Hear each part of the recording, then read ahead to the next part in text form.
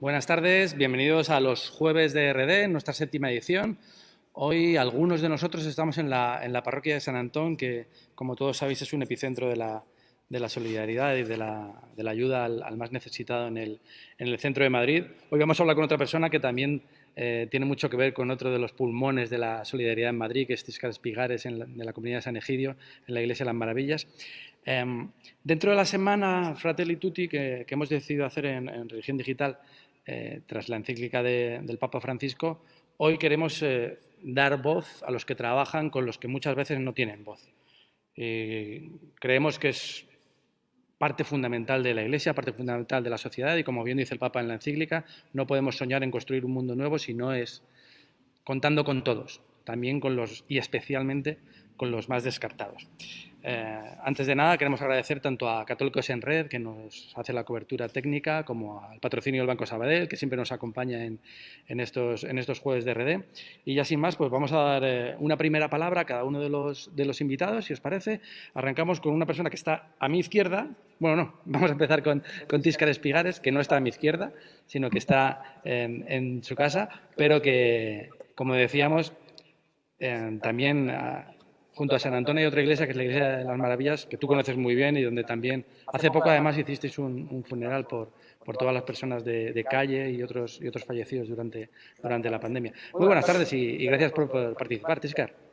Pues buenas tardes a ti, Jesús, y a todos los que nos estáis oyendo. Sí, la verdad que gracias por la invitación a participar en esta tertulia sobre este documento grande del Papa Francisco, ¿no? Verdaderamente yo creo que es un regalo que hace al mundo en un momento absolutamente necesario, ¿no? En este mundo que es un poco rehén de individualismos, de localismos, de la lógica de los muros, del miedo y de las guerras, pues las palabras del Papa de esta encíclica son un dechado de esperanza, ¿no? Lleno de palabras que son como grandes faros que yo creo que deberían de iluminar el futuro del mundo, ¿no? El término de la amistad social, ¿no? Pasar del mundo cerrado a un mundo abierto, a tener un corazón abierto, diálogo, hospitalidad, servicio, solidaridad, amabilidad, paz. Yo creo que el Papa desarrolla una serie de temas que verdaderamente explican, ¿no? Lo que él en el documento de Abu Dhabi, que firmó con el gran imán al Taller de Egipto, ¿no? Cuando hablaba de la fraternidad como de ese arca, comparándola con el arca de Noé, que salvó a todas las criaturas, los seres vivientes del diluvio. Yo creo que verdaderamente la fraternidad es el camino que se nos propone para que haya futuro en el mundo, ¿no? Y el sueño de que verdaderamente todos los hombres y las mujeres sean hermanos. Por eso creo que es un documento que merece la pena leer, reflexionar y dedicarle tiempo, ¿no? Y ponerlo en práctica. Muchas gracias, Tíscar. Nos acompaña también, yo digo que es nuestro quinto Beatle en los Jueves de RD, porque siempre ha participado en todos ellos y no le habíamos invitado hasta hoy. Es Jesús Miguel Zamora, que es el secretario general de Confer. Bienvenido, a mí me hace especial ilusión que estés aquí con nosotros. Además, en un momento en el que hace muy poquito, pocos días antes de la presentación de la encíclica, estabais de algún modo celebrando la vida, aunque era por una cuestión trágica en lo humano, que era recordando el fallecimiento de casi 400 religiosos españoles dejándose la vida durante el COVID. En cierto modo, tú eres la voz de la vida religiosa en este webinar. Quería, bueno, primero, que supieras la solidaridad de todos nosotros hacia vosotros y después, pues, una primera valoración de qué te ha parecido la encíclica papal. Jesús. Pues también muchas gracias a todos vosotros, a los que nos escucháis, a vosotros, Jesús, a los compañeros también de webinar. Gracias también por vuestra solidaridad. Fue un momento bastante importante también el reconocer más de 400 religiosos que han fallecido, muchos de ellos también exponiendo su vida en el trabajo diario y desde ahí, pues bueno, quisimos hacerles un homenaje porque yo creo que era necesario, sobre todo celebrar la vida, ¿no? Y por eso, bueno, adelantábamos también un poco el saber que iba a haber una encíclica del Papa sobre la fraternidad y para nosotros los religiosos el tema de la fraternidad pues es un tema que está a la orden del día, no simplemente por el hecho de verlo, sino por el hecho también de practicarlo, ¿no?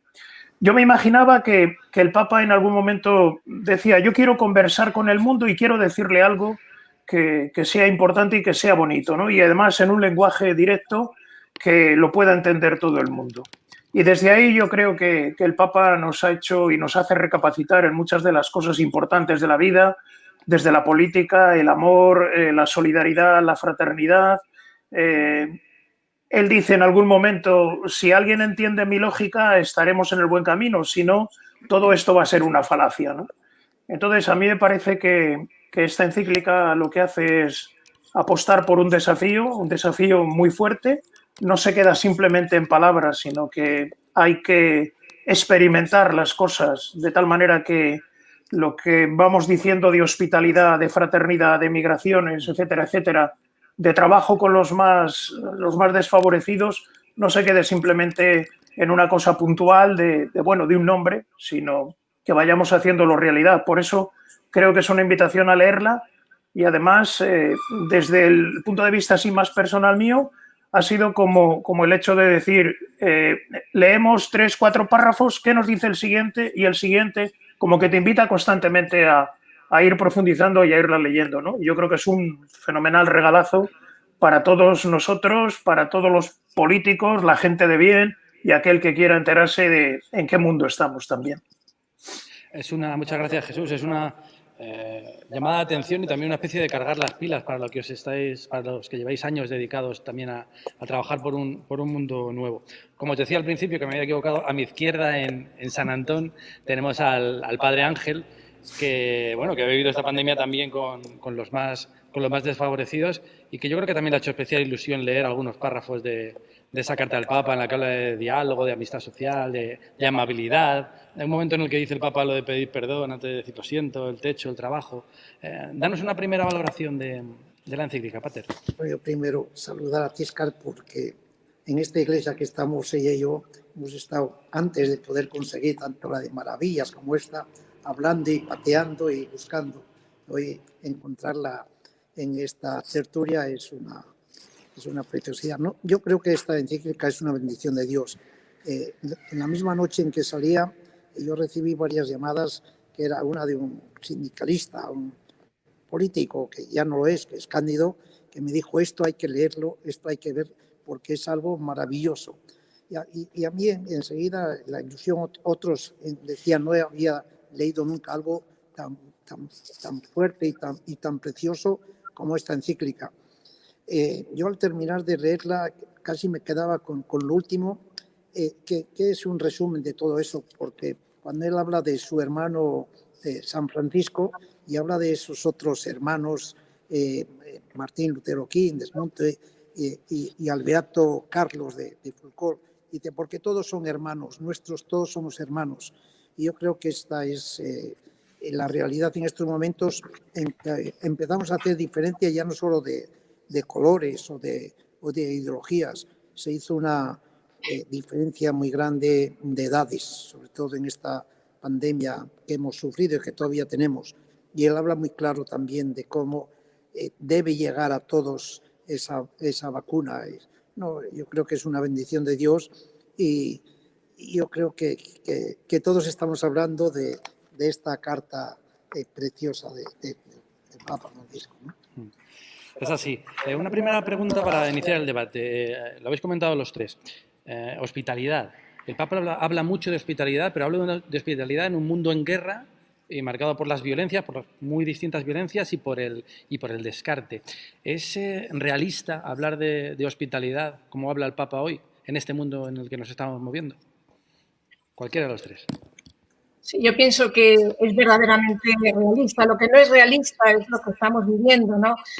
Por ejemplo, en el caso de Europa, ¿no? Estas puertas cerradas, estos muros, ¿no? Que ha sucedido en Moria, en el campo de Moria, en Lesbos, que se quema el campo 2 días seguidos, un campo que era un campo de concentración donde había muchísimos menores incluso que se estaban suicidando por las condiciones inhumanas en las que se vive allí, un campo de concentración en Europa, en terreno europeo, en el siglo XXI, y la respuesta nuestra que es construir otro campo, ¿no? En vez de hacer el intento, hablamos de 12.000 personas, que son 12.000. En vez de abrir el campo para que entre la gente. En vez de abrir el campo para que entre la gente, no, pero que son 12.000 personas para uno de los continentes más ricos del mundo, ¿no? Para Europa, ¿no? haciendo los cálculos, casi tocaríamos, por ejemplo, a nivel de España, dividiéndonos entre todos los países, 40 personas por comunidad autónoma. ¿Qué es eso, no? Si no somos capaces ni siquiera de abrir las puertas a los que tenemos aquí en casa, es una miopía que yo creo que el verdadero realismo es el que propone el Papa, es el de la hospitalidad. Si no abrimos las puertas, Europa se puede convertir en un cementerio de lujo, por supuesto, ¿no? De lujo, pero en un cementerio sin futuro, ¿no? Yo creo que el verdadero realismo está en el mensaje evangélico del Papa, ¿no?, que nos propone. Sí, a mí me parece que hablar de hospitalidad hoy, hay que seguir hablando de hospitalidad porque el Papa, desde luego, no renuncia a ello, ¿no? Y desde ahí yo creo que nos está invitando a cada uno de nosotros a salir de nosotros mismos, porque hasta que no captemos la realidad de lo que estamos viviendo en nuestro mundo es muy difícil hacer que el corazón se ensanche y vayamos haciendo acogida a otros, ¿no? Él ha insistido muchas veces y yo creo que hay que seguir insistiendo. Esas 4 palabras que ya las tenemos más que sabidas, de acoger, proteger, promover e integrar, que de nuevo vuelve otra vez a repetirlas, son palabras que van más allá de un mero repetir palabras, ¿no? Creo que para todos nosotros es un programa de vida.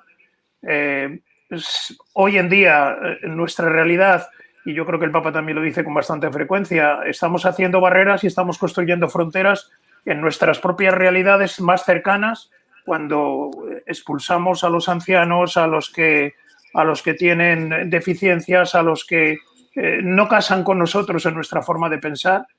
Y luego resulta que pretendemos, como siempre se nos llena la boca a veces de buenas intenciones, ¿no? Y yo creo que por ahí hay un elemento importante, al menos desde la perspectiva nuestra. Yo creo que hay un trabajo que seguir haciendo, pero no es fácil pues porque, bueno, la realidad nuestra, y a lo mejor entramos posteriormente en ello, la realidad nuestra de lo que vivimos está ocultando muchas de las cosas. Y a mí me gusta el Papa cuando dice de qué manera tenemos que ir ampliando un poco la mirada. Y desde luego, el texto del Samaritano yo creo que es un texto que nos convoca para ir haciendo lectura de la realidad que vivimos y de lo que tenemos que hacer.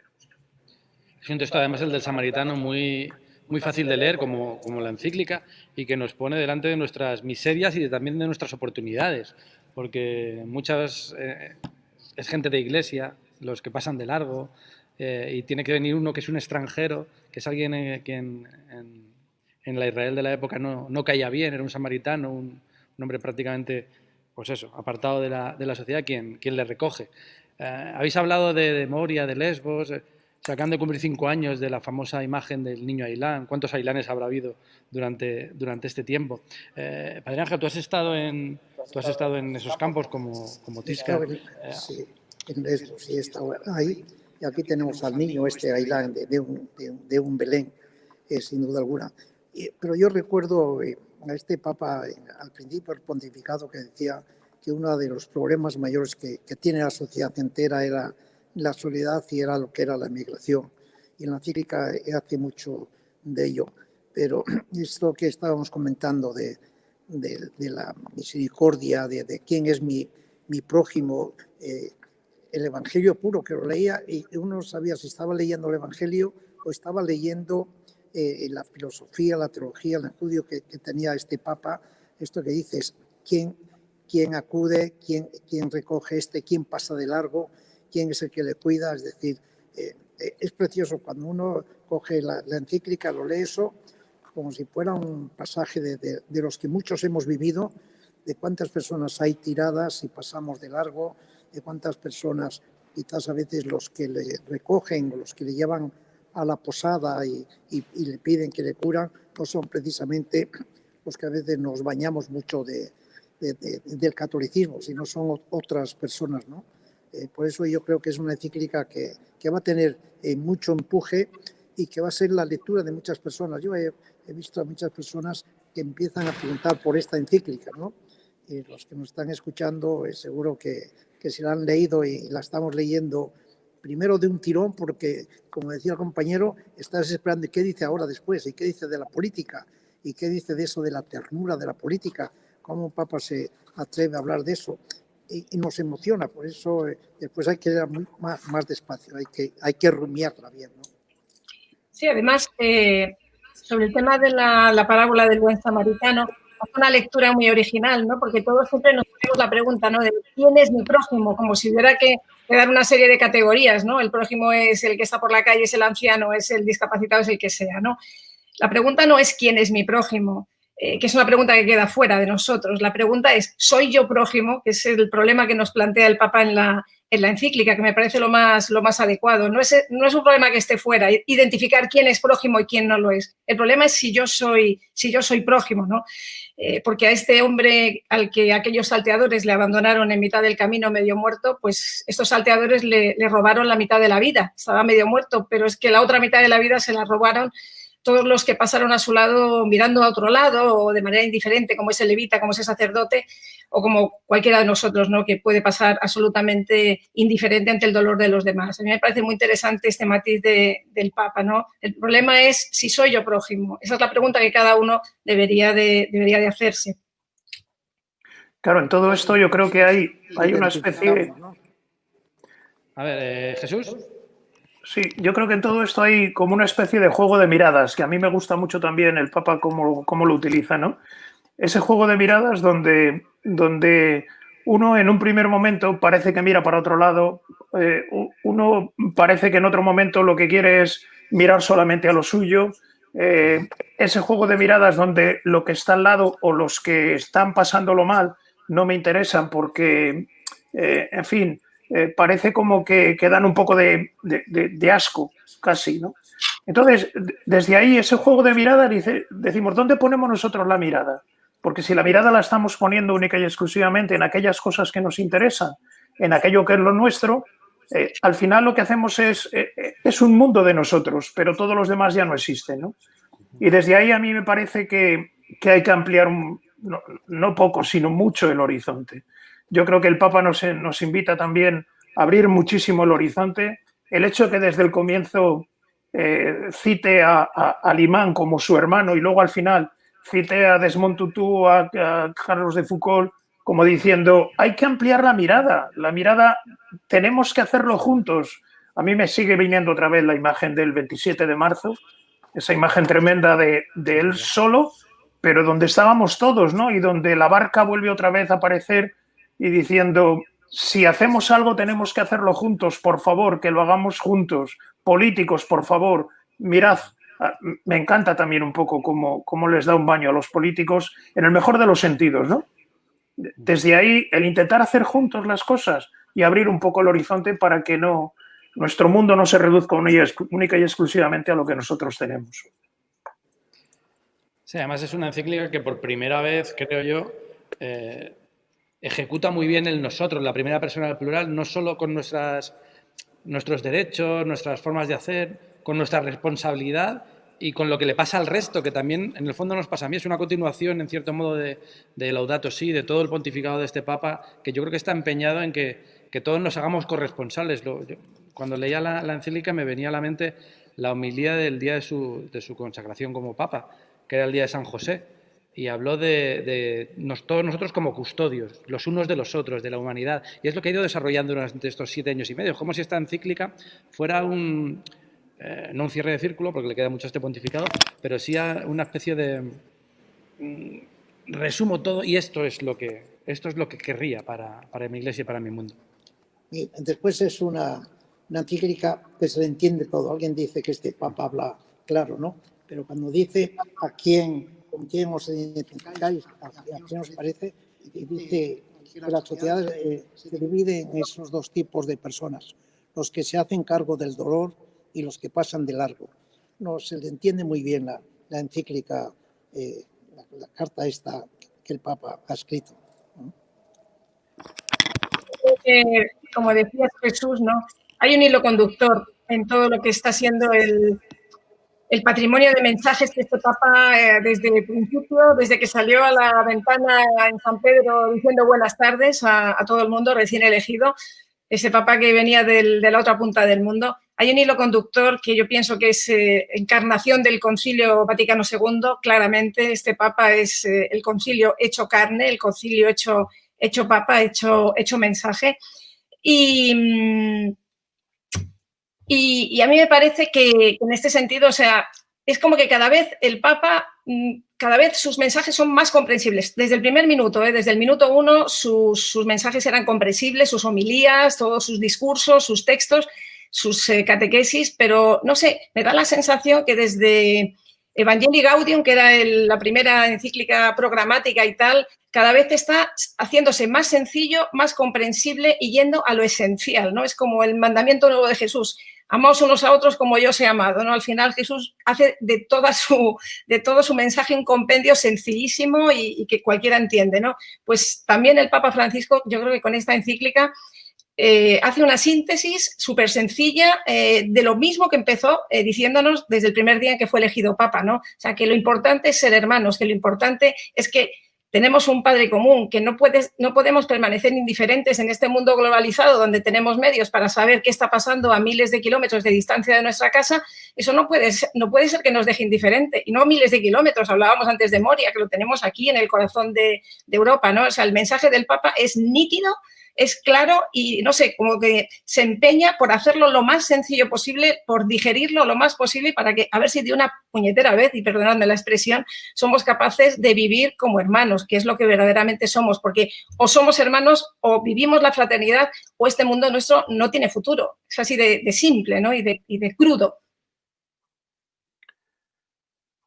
¿Crees precisamente que porque al Papa se le entiende todo, precisamente por eso está siendo tan atacado, tanto desde dentro como desde fuera?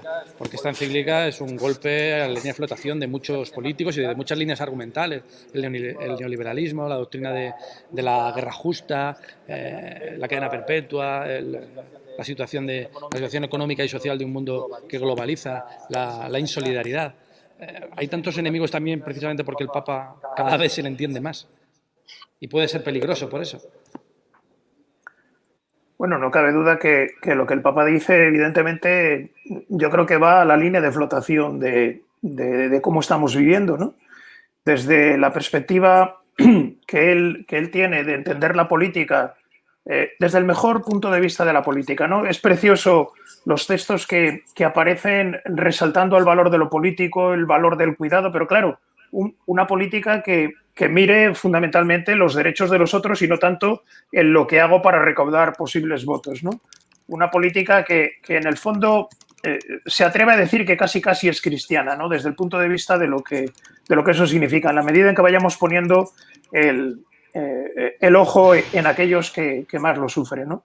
Pero junto a eso también, pues no cabe duda que hay determinadas actuaciones que no están, vamos, absolutamente nada bien, ¿no?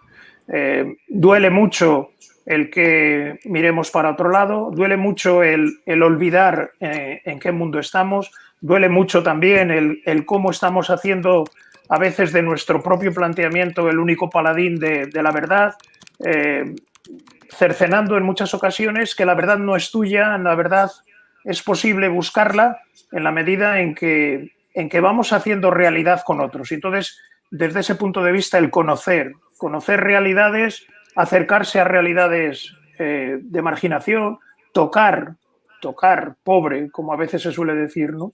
Es importante desde el punto de vista religioso, de la vida religiosa. Yo creo que hay mucha gente que está tocando pobre y que desde ahí sí que puede tener una palabra que puede decirnos a los demás por dónde podemos caminar, porque no cabe duda que los pobres yo creo que nos dan la interpretación de qué es lo que tenemos que hacer y por dónde tenemos que vivir. Eso es, al fin y al cabo, puro evangelio, ¿no? Vosotros estáis muy en contacto con los pobres. ¿Qué os dicen? ¿Qué os cuentan? ¿Qué hay de encíclica en esas cosas que os cuentan y con las que vivís cada día? Ángel. Bueno, yo creo que a los pobres esta encíclica no les ha llegado en letra, sino a veces les llega en hechos, y hecha a través de tantas instituciones, de una manera especial, hay que decirlo muy claro, de la Iglesia, no solo de la católica, sino también de las otras. Pero es una encíclica viva cuando habla de tanto de la ternura, y yo creo que hablo sobre todo de los más desfavorecidos, y ahí pone todo el corazón él en el alma. Por eso los pobres sí que entienden esta carta, esta encíclica, si somos capaces de explicársela, pero no de explicarla con letras, sino con hechos, ¿no? Sí, yo estoy totalmente de acuerdo. Yo creo que, como dice el padre Ángel, los pobres reciben esta encíclica en forma de cariño, en forma de afecto. Y hay una cosa muy bonita que para nosotros de San Egidio, al menos siempre lo hemos dicho, y el encontrarla en este texto me ha gustado mucho, ¿no? Cuando el Papa dice que la opción por los pobres debe conducirnos a la amistad con los pobres, ¿no? Nosotros desde el primer momento siempre reivindicamos la amistad. Para nosotros no es altruismo simplemente, no es ayudar, no está la diferencia entre el que ayuda y el que es ayudado, ¿no? Una vez el Papa Francisco, visitando nuestra comunidad, nos decía que el verdadero protagonista era el abrazo que se producía entre el que ayuda y el que es ayudado, ¿no? Que es el signo, ¿no? La señal de un mundo familia, ¿no? Donde no hay diferencias. En una familia, pues cuando alguien por las circunstancias de la vida en un momento dado se encuentra peor, ¿no? La vida le ha dado un golpe, toda la familia se vuelca, ¿no? Entonces yo pienso que verdaderamente esta encíclica, bueno, ya este Papa, la sensibilidad hacia los pobres, lo hemos visto, por ejemplo, en la institución de la fiesta de la Jornada Mundial de los Pobres, ¿no? Que llevamos ya varios años celebrando, ¿no? Está claro que la opción por los pobres no es un eslogan, la opción por los pobres es la esencia de la vida cristiana, no es una manera de llamar la atención o de captar o de quedar bien ante la sociedad. La opción por los pobres es la esencia misma de nuestro ser cristiano, ¿no? Que desde la cruz Jesús dijo a María, ahí tienes a tu hijo, y a Juan le dijo, ahí tienes a tu madre, ¿no? Hay un mundo familia que se reconstruye alrededor de la cruz, alrededor del sufrimiento, alrededor del pobre, ¿no? Y esto es lo que el Papa constantemente a lo largo de esta encíclica y, bueno, y de todo su magisterio nos está diciendo. El problema efectivamente es encarnarlo, es, como dice el padre Ángel, que este mensaje lo reciban los pobres en forma de afecto, ¿no? Hay tantas palabras con tanta amistad con tantos amigos pobres que te dicen, ¿no? Tú eres mi madre, tú eres mi hermano, ¿no? Verdaderamente sientes y vives esa familiaridad que cambia la vida totalmente, no solamente la de ellos, sino la nuestra. Hay 2 o 3 palabras que yo creo que llaman la atención también en esta misma línea que venimos hablando. Se habla mucho de ternura y justamente yo creo que la vida religiosa también aporta mucha ternura, aporta mucha cercanía. Parece mentira que en una encíclica aparezca esa palabra, aparece la palabra también de amabilidad. Yo creo que en el fondo lo que estamos haciendo es entregar el corazón, ¿no? Y desde ahí sientes que el pobre no es alguien al que tienes que hacer algo, sino el que se relaciona contigo como un hermano, ¿no? Y lo tratas como un hermano. Y desde ahí hay un elemento también importante que yo creo que, bueno, lo vamos aprendiendo. Hay que dar tiempo y hay que pasar tiempo. Tiempo con aquellos que nos necesitan, aquellos que nos reclaman. El tiempo no es tiempo de reloj, también es un tiempo fecundo que hace posible que al otro le reconozcas en la medida de lo posible su dignidad, que le elevas también a la categoría de hermano, y desde ahí yo creo que la vida religiosa pues está haciendo un esfuerzo muy grande por sentirse hermana y hermano de todos, ¿no? Y el testimonio que va poniendo pues es un testimonio también de cercanía, de fraternidad, de solidaridad, porque comunidades hay en todos los sitios prácticamente y desde ahí están poniendo su pequeño granito de arena, ¿no? A mí me llama la atención también a veces que no son cosas a veces de grandes construcciones. Yo creo que el Papa también lo dice. Tenemos que ir haciendo lo que cada uno a lo mejor puede ir haciendo desde su pequeño granito de arena, pero no descuidemos ese granito de arena, ¿no? Vayamos haciendo en la medida de lo posible cada uno aquello que podemos hacer y junto a otros vayamos a ir construyendo aquello que tenemos que construir. Yo creo que es un camino muy bonito, ¿no? En ese sentido, también decir, ¿no?, que los pobres, o sea, dentro en el seno de la Iglesia, pues no son como muchas veces en el mundo del trabajo social, ¿no?, que se habla de usuarios, ¿no? Los pobres, o sea, esto nos lo dice muy bien el Papa, y con el término de amistad queda clarísimo. Los pobres no son los usuarios de la caridad de la Iglesia, no son los usuarios de Cáritas, por así decirlo. Los pobres son miembros a pleno título de la Iglesia. Nosotros en San Egidio nos gusta decir que los pobres están en la comunidad antes que nosotros entramos a la comunidad gracias a ellos, ¿no? Está este recién cardenal Tolentino, que ahora es el archivero, creo, del Vaticano, que tiene una frase que a mí me gusta mucho, ¿no? Que él dice: a veces algunos critican que los pobres estén en las puertas de las iglesias pidiendo limosna, ¿no? Hay quien les dice: no, mejor que desvíen el dinero a otras instituciones que ya se ocuparán de distribuirlo de manera adecuada, ¿no? Y se pregunta, este hombre, ¿no? Dice: pero ¿cómo no van a estar los pobres en las puertas de las iglesias si nosotros entramos en la iglesia a través de los pobres, ¿no? A mí me parece de una sabiduría muy, muy grande, ¿no? Que es un ejemplo, ¿no?, de esta ternura, ¿no?, con la que el Papa siempre se refiere a los pobres. No son los usuarios, diría que son el corazón y la puerta de la iglesia para nosotros. Sí, debíamos desterrar esa palabra ya de usuarios que hacemos a veces, de los pobres, ¿no? Pero cuando hablabas de la ternura, hablaba eso, y habla del diálogo y la amistad social, el Papa también, es decir, se le entiende muy bien esta encíclica que escribió, porque habla de una manera especial de la esencia de la Iglesia, ¿no? Ya lo dijo cuando, en esa primera aparición de él como Papa, diciendo: cómo me gustaría una iglesia para los pobres, una iglesia de esas. Y esta es de la iglesia que nos habla, ¿no? Alguien, cuando a veces aquí en la iglesia de San Antón, que vino una vez uno de los obispos, los cardenales, al salir y ver a los pobres que estaban allí, se le escapó decir del corazón: estos son los verdaderos tesoros de la iglesia. Y ojalá seamos capaces, porque esto es lo que el Papa Francisco nos repite muchas veces, ¿no? Yo recuerdo cuando estuvimos con él en el año ese, el año santo, en que iban varios, que habíamos llevado algunos de estos, nos dijo y me dijo: son la verdadera carne de Cristo. Es decir, yo creo que cada una profundidad de lo que es la iglesia y de lo que quiere de la iglesia, ¿no? Y además sin atacar y sin decir nada a otros sectores ni a otros. Es decir, no se mete con nadie, Papa. Es decir, habla de la ternura, de la amabilidad, de esas palabras preciosas. Hay por ahí un estudio ya hecho de las frases del Papa Francisco. Las palabras del Papa Francisco siempre son de ternura. Hay un momento en el que... Perdón, que no se me oía. Hay un momento en el que el Papa sí que parece que no que se cabree, pero que sí que es duro. Sí que es duro cuando habla de la política, pero es verdad que también defiende una política muy sana, y que cuando se mete directamente con algunas acciones de los gobernantes, siempre hay una propuesta. Cuando habla de los inmigrantes, está hablando de las propuestas de los visados, de los corredores humanitarios. Cuando está hablando de la guerra y de lo que se gasta en armas, recupera una idea de... Cuando decías, Tiscar, lo del Concilio Vaticano II, yo no lo sabía hasta esta mañana, que lo he visto en otro discurso del Papa. Recupera la idea de San Pablo VI, de que el fondo que se gasta en armas se ha utilizado para acabar con el hambre. Da ideas muy concretas, y es verdad que cuando se mete con los poderosos es porque les está pidiendo también algo, que se hagan pobres, que se hagan corresponsables con esos que también viven en el otro lado del mundo.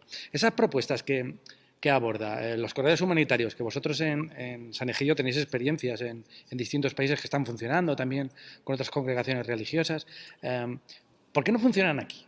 ¿Por qué no somos capaces de hacer vida muchas de las propuestas que nos hace Francisco, pero que nos llevan haciendo? Bueno, ¿por qué no se hacen aquí? No será porque no lo estamos intentando, que lo llevamos intentando desde hace ya varios años. Sí, los corredores humanitarios son un puente de humanidad que han permitido la entrada en Europa de manera segura y de manera legal de ya más de 3.000 personas, casi 3.200 personas, a diferentes países europeos, a través de esta posibilidad que la legislación de la Unión Europea contempla de que los estados puedan emitir visados por motivos humanitarios, ¿no? Nosotros tenemos a gente en campos de refugiados en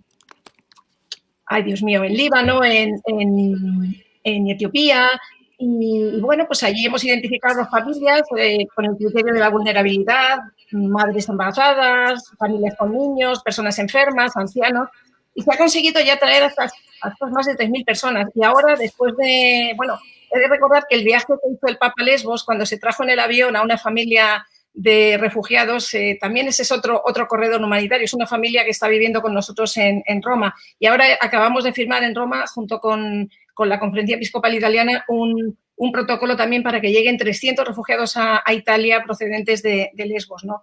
¿Por qué en España no? En España, bueno, pues tengo que decir que lo estamos trabajando, lo estamos solicitando a los diferentes gobiernos desde la época de Rajoy hasta la época de Pedro Sánchez.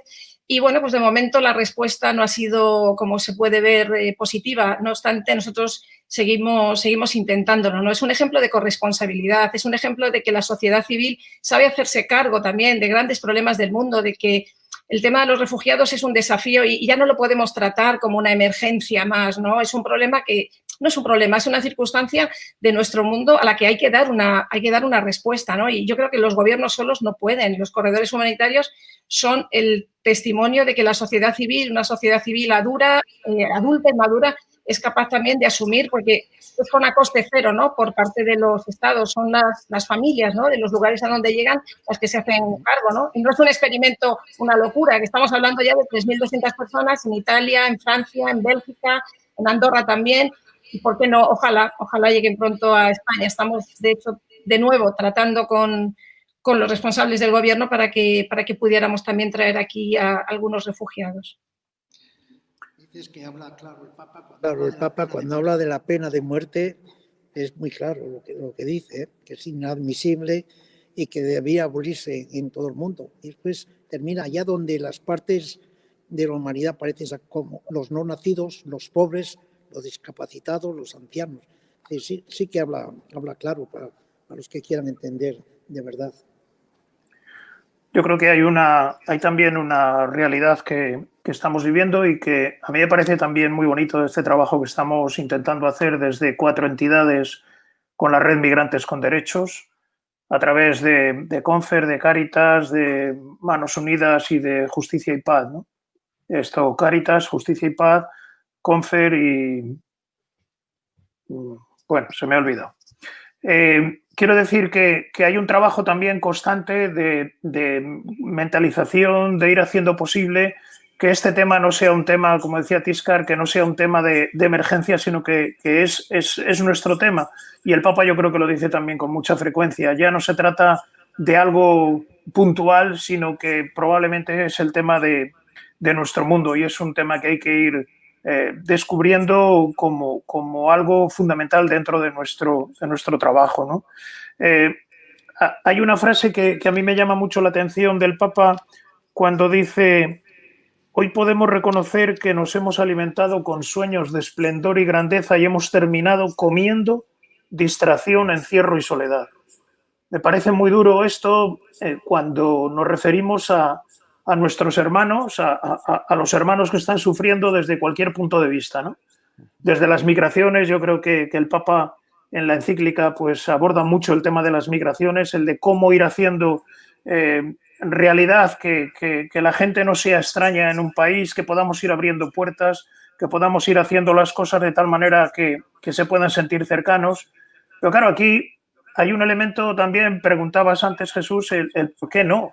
¿Por qué no se está haciendo del todo aquí, ¿no? Yo creo que hay organizaciones que estamos intentando poner nuestro granito de arena en todo este trabajo y hay decisiones que a lo mejor hay que decirlo así, decisiones políticas donde el tema político pues es un tema que está mirando para otro lado, donde no quiere y por más que a veces se hace denuncia, se mandan proclamas de escritos y se dirigen a todas las realidades políticas y de administraciones tanto autonómicas como nacionales, pues prácticamente se sigue mirando para otro lado porque, bueno, el tema no interesa y como no interesa, no existe.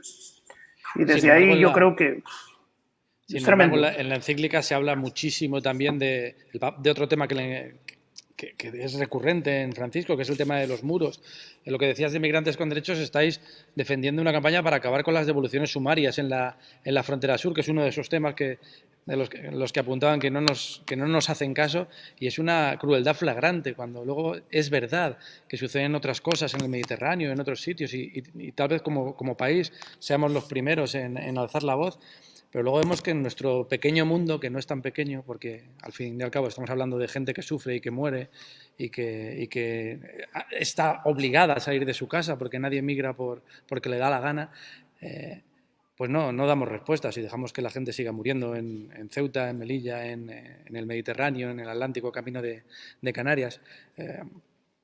Ese es uno de los grandes desafíos que también tenemos como Iglesia aquí en España y como sociedad. Sí, sin duda. No, y aparte yo quería resaltar también en ese sentido, antes mencionabas, ¿no? Pues el Papa hace chichones, ¿no? De alguna manera, y toca ahí donde duele, ¿no? A algunos que tendrían quizás responsabilidad.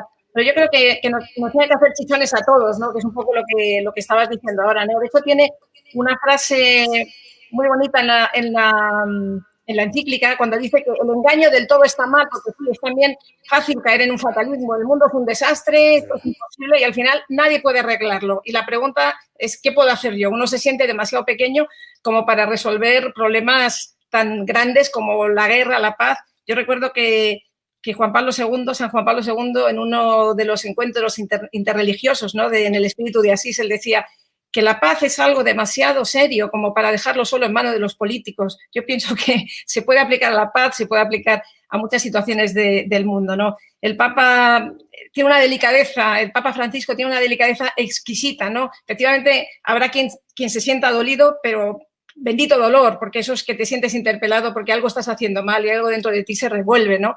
Bendito dolor, sí, eso lo produce, ¿no? Yo pienso en ese sentido el Papa como habla del consenso, ¿no? Que me parece otro tema muy importante en este mundo en donde no hay consensos, hay mucha conexión, hay mucha hiperconexión. Ahora estamos con el confinamiento, todo el mundo hablando, nos pasamos el día hablando de ordenadores. Yo que soy profesora, ahora dar clases se ha convertido en hablar delante de una pantalla, de un ordenador.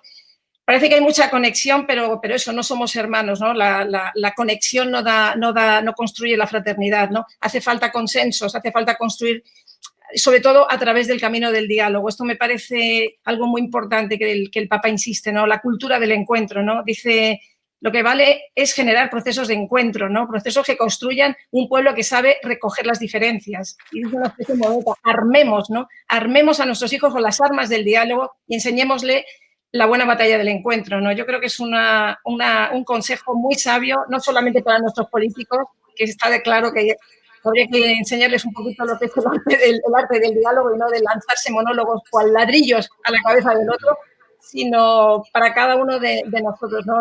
La fraternidad se construye también a través del camino del diálogo y de los puentes, que son los corredores humanitarios, que es la amistad con los pobres, que es el reconocer en el otro siempre a alguien que merece respeto y que seguramente me puede enriquecer de alguna manera, ¿no? Estamos en un momento en el que la palabra consenso es casi una quimera.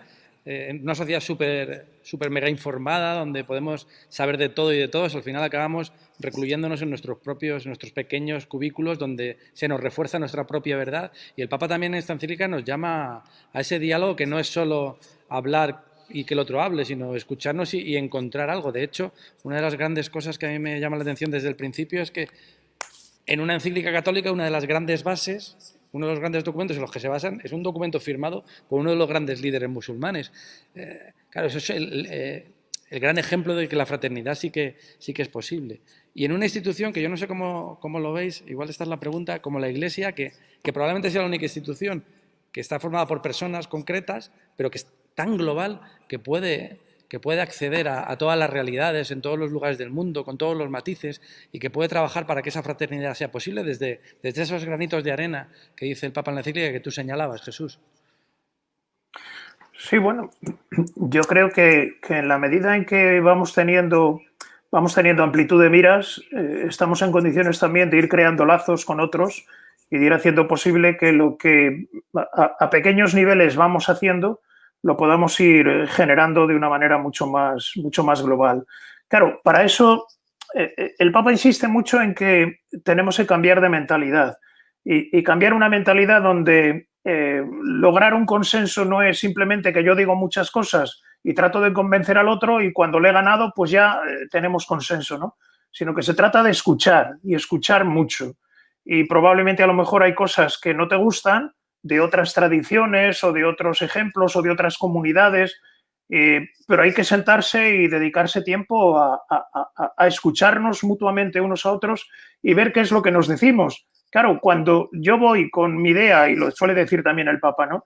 Cuando vamos con nuestra idea de naciones y decimos que evidentemente tenemos que ir construyendo algo nuevo, pero que tiene que prevalecer mi idea, al final lo que estamos haciendo es generar mucho más individualismo y haciendo imposible que ese consenso brote como fruto del diálogo, ¿no?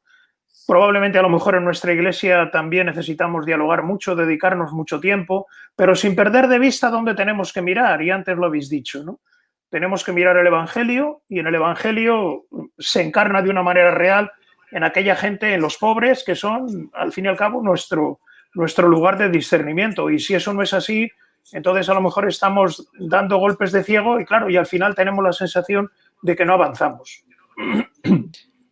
Estamos hablando también, hay un momento en la encíclica en la que el Papa hace un llamamiento a la reforma de las estructuras supranacionales, de la reforma de la ONU, de cómo dar entrada en plano de igualdad a todas las naciones, a los representantes de todo el mundo, y deja caer de alguna manera que esto de los vetos en consejos de seguridad igual es una cosa del pasado que habría que revisar. Algunos de vosotros tenéis representantes en Naciones Unidas, habéis participado también en foros internacionales. ¿Creéis que esto es posible, una reforma de los organismos internacionales y hacia dónde? ¿Es posible? ¿Serviría para algo? Dice que los derechos humanos no pueden tener fronteras, lo dice muy claro.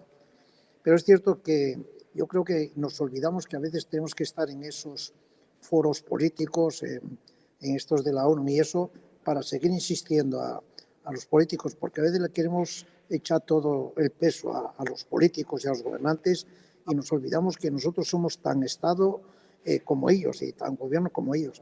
De ahí la necesidad que a veces tengamos hombres nuestros, en el buen sentido de la palabra, digo nuestros, de los que creen que un mundo mejor es posible, que estén también en esas instituciones gubernamentales y políticas para hacer un mundo mejor. Un mundo mejor no lo podemos hacer solo las ONGs, las iglesias, es decir, lo tenemos que hacer entre todos. Y de eso habla él mucho y tiene las agallas de decirle que hay que cambiar la ONU, ¿no? Esto lo dice muy claro él. Sí, yo creo que el Papa claramente aboga por este multilateralismo, este diálogo fructífero que este mundo necesita, ¿no? O sea, contra la plutocracia, ¿no? Que algunos insisten en que se ha instalado, ¿no? En este mundo nuestro. El Papa aboga claramente por el diálogo. Lo hace, por ejemplo, también hablaba de las instituciones internacionales, que es la Unión Europea, ¿no? Esta Unión Europea que está un poco en crisis, un poco no, mucho en crisis, desde que llega la crisis económica, ahora con la, entre comillas, crisis de los refugiados. O sea, no somos capaces de responder conjuntamente. Lo hemos visto con la pandemia, con el coronavirus. O sea, aquí cada país ha hecho lo que le da la gana y cada uno va por su cuenta. O sea, hay una incapacidad de trabajar juntos que es absolutamente manifiesta y que es absolutamente nefasta, ¿no?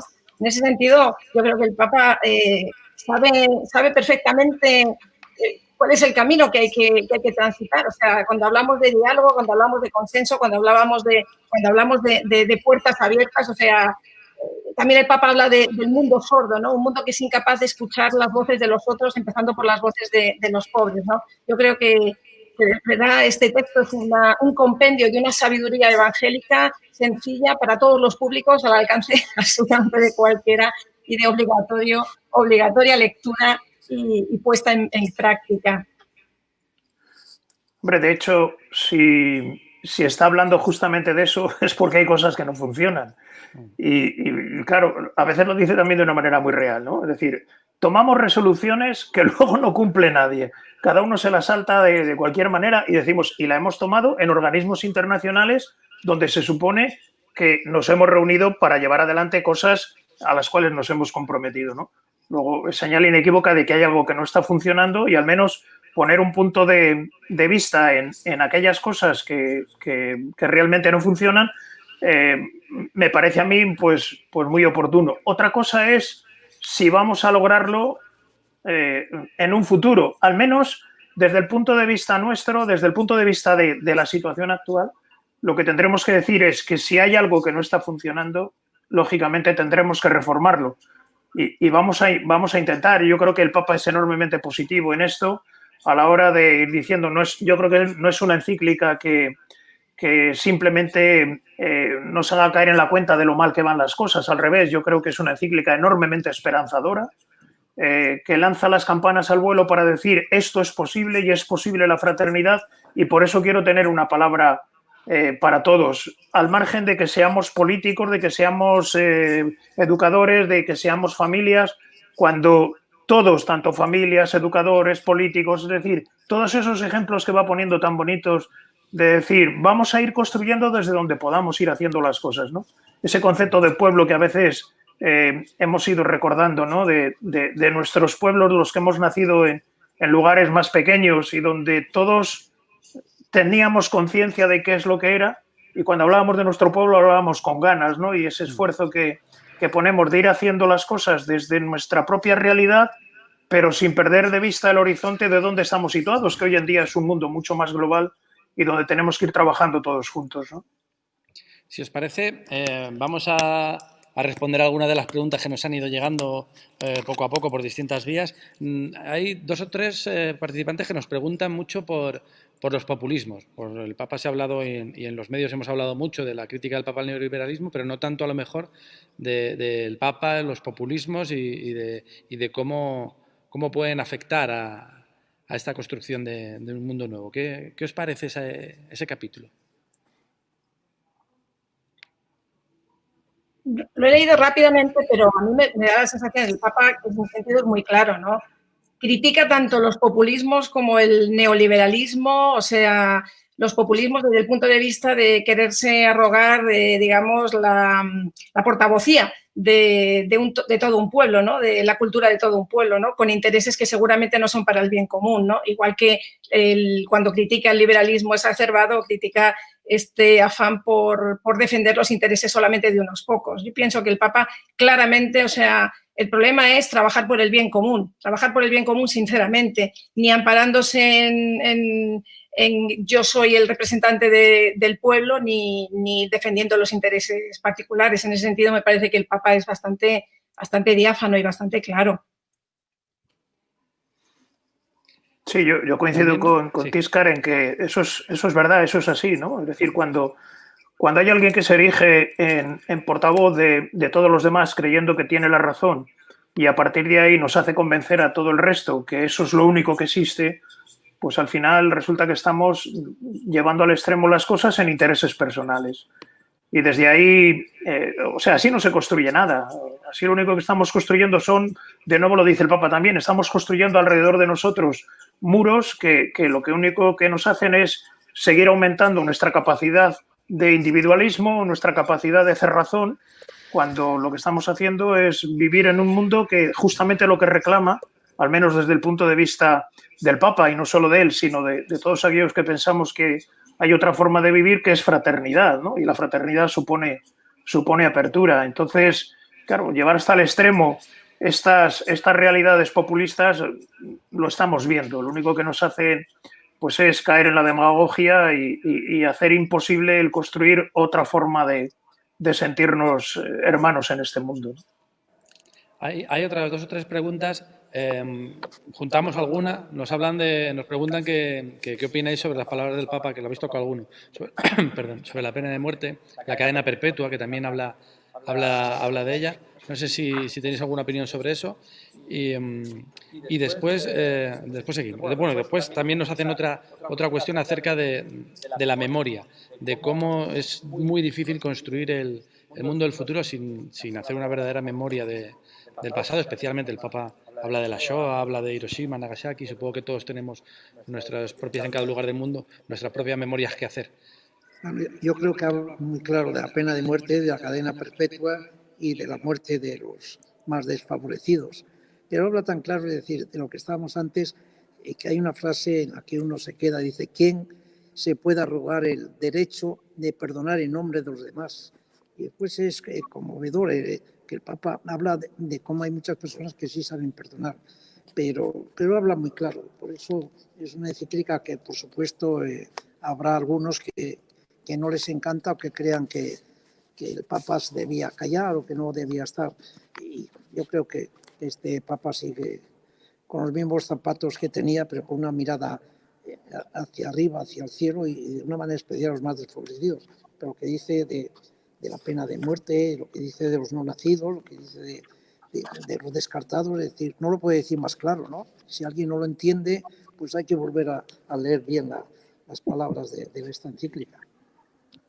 Yo creo que sí, hablabas del perdón, de la pena de muerte, de la cadena perpetua, pero también de la memoria. Me parece que el tema de la memoria también en el caso de nuestro país es un tema delicado e importante, ¿no? Y el Papa tiene palabras muy grandes, ¿no? Dice que los que perdonan, evidentemente el perdón no se puede obligar por decreto. Tú no puedes obligar a una persona por decreto a perdonar.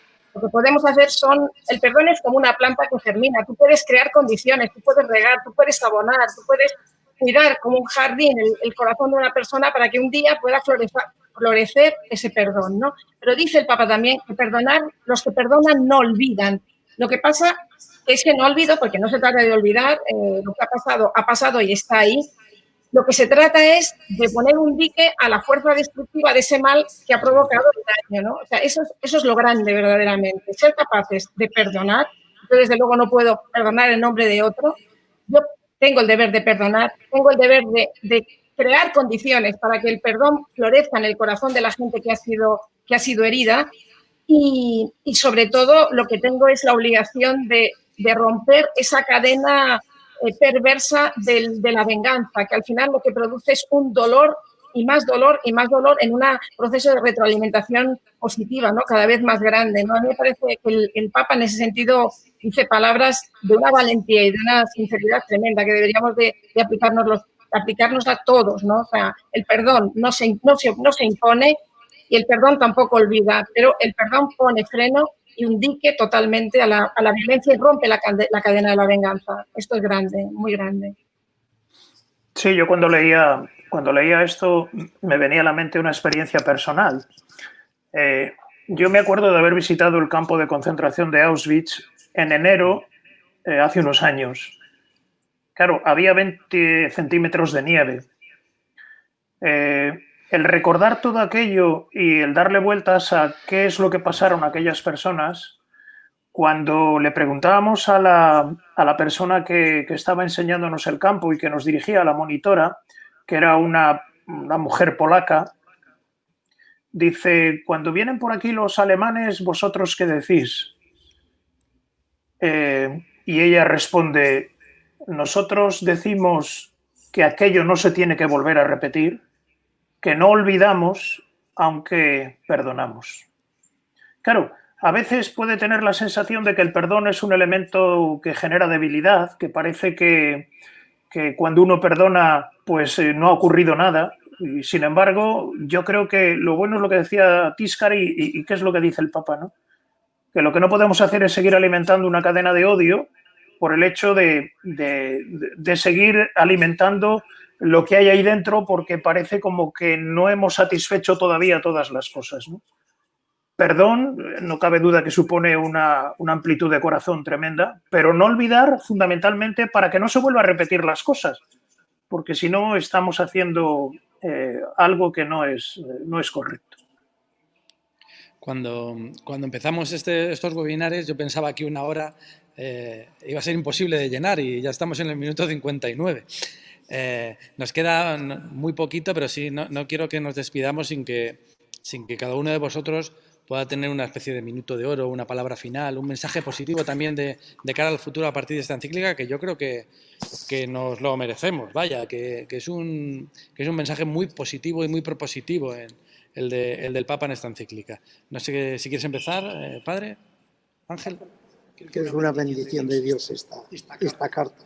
Es una carta de amor, ¿no? De ternura, de amabilidad. Antes decía Jesús, las palabras que aparecen en la encíclica esta preciosas.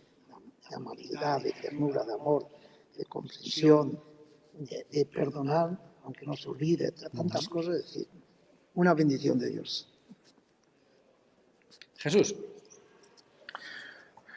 Bueno, yo creo que esta encíclica es un soplo de aire fresco para comunidades, para grupos, para personas de bien que quieran seguir haciendo y construyendo un mundo diferente y que al final aparecen como buenos samaritanos. Yo creo que conecta mucho con los desafíos de nuestro mundo y que a mí me parece que invita a no dejarse vencer por aquello que pueden ser nubarrones de indignidad.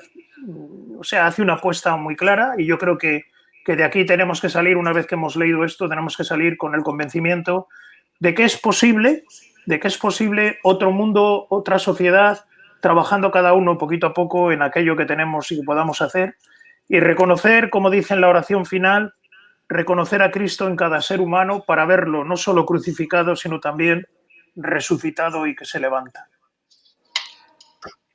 Tiscar. Pues yo pienso que esta encíclica es como un gran faro que ilumina la noche de este mundo, la noche por tantos motivos que la encíclica menciona. Es un faro que ilumina, que da esperanza, que no oculta tampoco las dificultades, porque no va a ser fácil. Esto el Papa yo creo que es perfectamente consciente, pero sobre todo la esperanza que el Papa nos comunica es que es posible un mundo de hermanos, es posible un mundo en el que todos los hombres y las mujeres nos miremos no como enemigos, no como extraños, sino como hermanos, hijos de un único padre y todos miembros de la misma familia humana, que tenemos un único destino y un destino de bien para todos. Pues escuchándoos a los tres, yo creo que ese mensaje se hace posible, se está haciendo posible con momentos como este. Muchísimas gracias, Jesús Miguel, Tiscar, Padre Ángel. Es un auténtico placer poder seguir haciendo este tipo de webinars.